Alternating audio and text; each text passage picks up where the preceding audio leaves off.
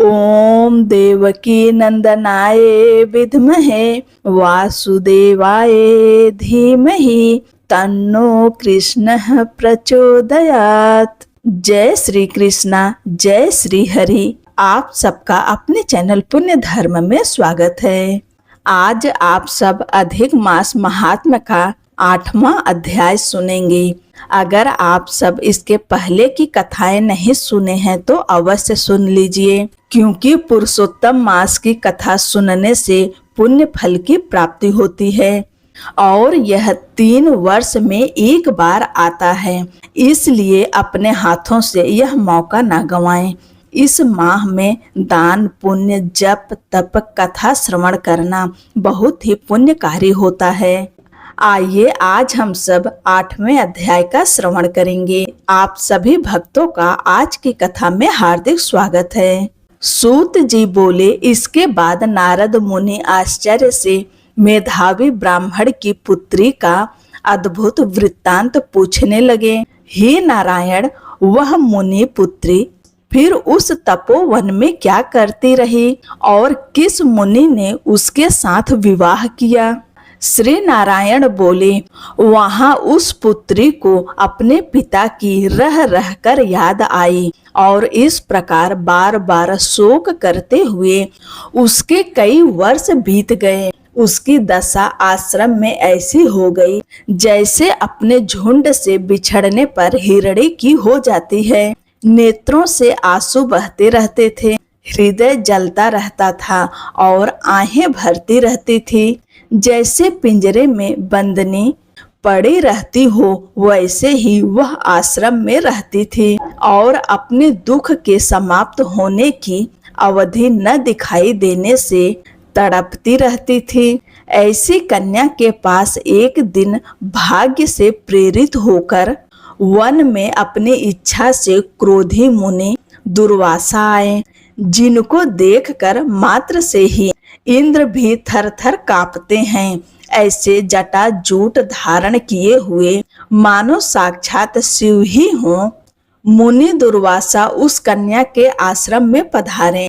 श्री कृष्ण भगवान बोले, हे युधिष्ठिर, जिन्होंने बाल्यावस्था में तुम्हारी माता कुंती से सम्मानित होकर प्रसन्न हो देवताओं को आकर्षित कर देने वाली विद्या उन्हें दी थी और जिन्होंने, हे राजन, मुझको भी सब देवताओं से पूजित रुक्मणी सहित बैलों के स्थान पर रथ में जोता था, ये दुर्वासा वही ऋषि हैं। श्री नारायण बोले, चलते चलते बड़ी तेज प्यास से रुक्मणी जी के तालु और होठ सूखने लगे। श्री कृष्ण बोले, जब पीने की इच्छा से रुक्मणी जी ने मुझे इशारा किया तब कंधे पर रथ का जुआ रखे हुए ही चलते चलते मैंने अपने पैर के अग्रभाग से धरती को दबाकर भगवती गंगा को प्रकट किया, जिससे वह नदी ऊपर बहने लगी और उतने ही जल से महाराज मैंने रुक्मणी की भारी प्यास बुझाई। यह देखकर मुनि दुर्वासा को तत्काल महाक्रोध उत्पन्न हुआ और प्रलय काल की अग्नि के समान कुपित ऋषि ने मुझे श्राप दिया कि अहो कृष्ण, तुम्हें रुक्मणी अत्यंत प्रिय है। तुमने उसके प्रेम के कारण अपना महत्व दिखाते हुए मेरा निरादर करके उसे पानी पिलाया है। तुम दोनों में परस्पर वियोग होगा। हे युधिष्ठिर, ऐसा उन्होंने श्राप दिया था। वहीं दुर्वासा ऋषि, जो साक्षात रुद्र अंश से उत्पन्न मानव रूप में प्रलय काल के रुद्र के समान थे, अपने पिता अत्रि ऋषि के उग्र तपस्या रूपी कल्प वृक्ष के अति श्रेष्ठ फल और अपनी माता सती शिरोमणि अनुसुईया के गर्भ से उत्पन्न अति तेजस्वी दुर्वासा नाम के मुनि मानो साक्षात तपस्या की मूर्ति बनकर अवतरित हुए हों। अनेक तीर्थों के जल से भीगी जटाओं वाले ऐसे मुनि को आते हुए देखकर कुमारी शोक सागर से निकलकर खड़ी हो गई और धैर्य पूर्वक मुनि के चरणों में प्रणाम किया। जैसे जानकी जी वाल्मीकि मुनि को अपने आश्रम में ले आई थीं, वैसे ही वह भी दुर्वासा मुनि को अपने आश्रम में लाई और अर्घ्य पाद्य वन के फलों और नाना प्रकार के पुष्पों से उनका स्वागत कर आदर पूर्वक उनकी पूजा की।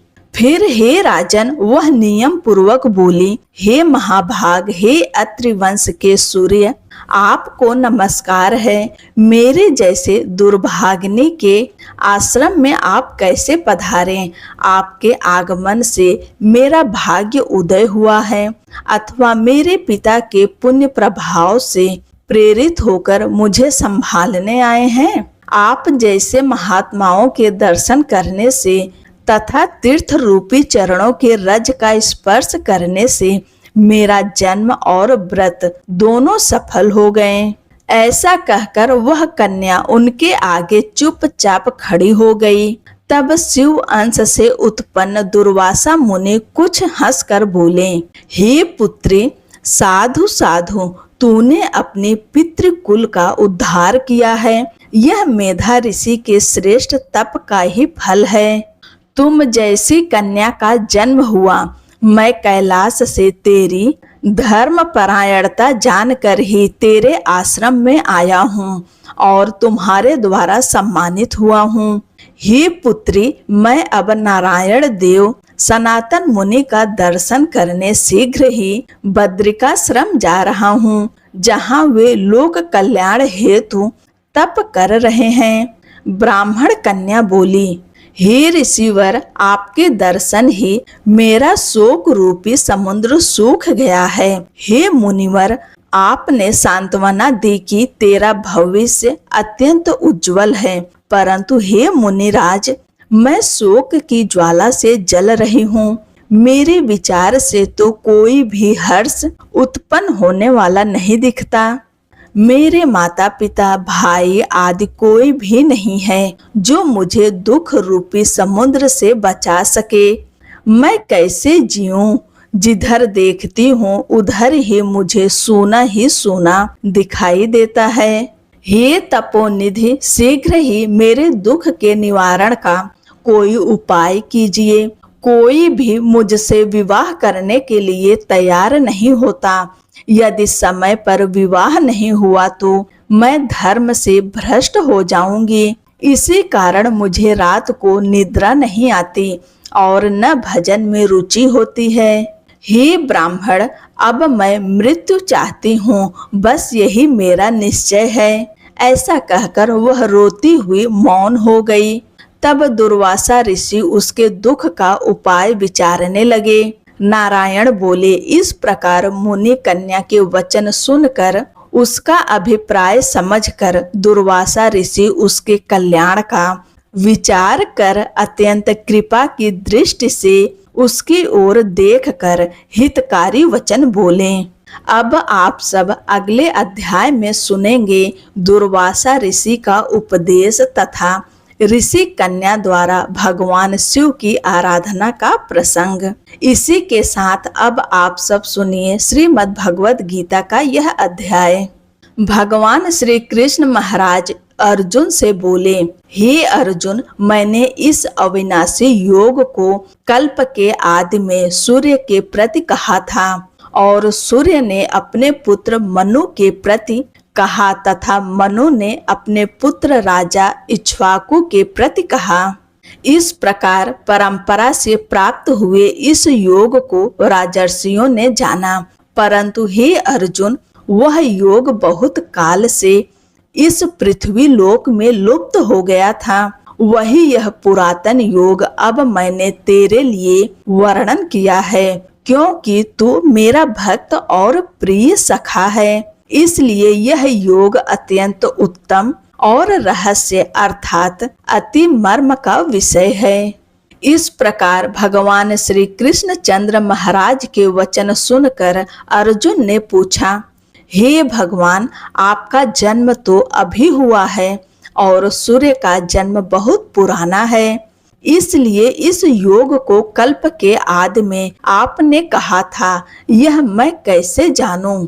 इस पर श्री कृष्ण महाराज बोले, हे अर्जुन, मेरे और तेरे बहुत से जन्म हो चुके हैं, परंतु हे परतंप, उन सबको तू नहीं जानता और मैं जानता हूँ। मेरा जन्म प्राकृतिक मनुष्यों के सदृश नहीं है। जन्म रहित होने पर भी तथा समस्त प्राणियों का ईश्वर होने पर भी अपनी प्रकृति को अधीन करके योग माया से प्रकट होता हूँ। हे भारत, जब जब धर्म की हानि और अधर्म की वृद्धि होती है, तब तब ही मैं अपने रूप को रचता हूँ अर्थात प्रकट होता हूँ, क्योंकि साधु पुरुषों का उद्धार करने के लिए और दुष्ट कर्म करने वालों का नाश करने के लिए तथा धर्म की स्थापना करने के लिए युग युग में प्रकट होता हूँ। इसलिए हे अर्जुन, मेरा वह जन्म और कर्म दिव्य अर्थात अलौकिक है। इस प्रकार जो पुरुष तत्व से जानता है, वह शरीर को त्याग कर फिर जन्म को प्राप्त नहीं होता, किंतु मुझे ही प्राप्त होता है। ओम नमो भगवते वासुदेवाय नमः। श्रीमद् भगवत गीता का यह अध्याय समाप्त हुआ। जो भी मनुष्य इस अध्याय को पढ़ता है, सुनता है और अभ्यास करता है, वह मनुष्य भगवान श्री विष्णु के लोक को जाता है। आज की कथा यहीं पर समाप्त होती है। आगे की कथा अगले की वीडियो में सुनेंगे। तब तक के लिए जय श्री कृष्णा, राधे राधे। और दोस्तों, कमेंट बॉक्स में ओम नमो भगवते वासुदेवाय जरूर लिखिए। और वीडियो पसंद आई हो, कथा पसंद आई हो तो चैनल को लाइक शेयर करें, सब्सक्राइब करना ना भूलें। राधे राधे।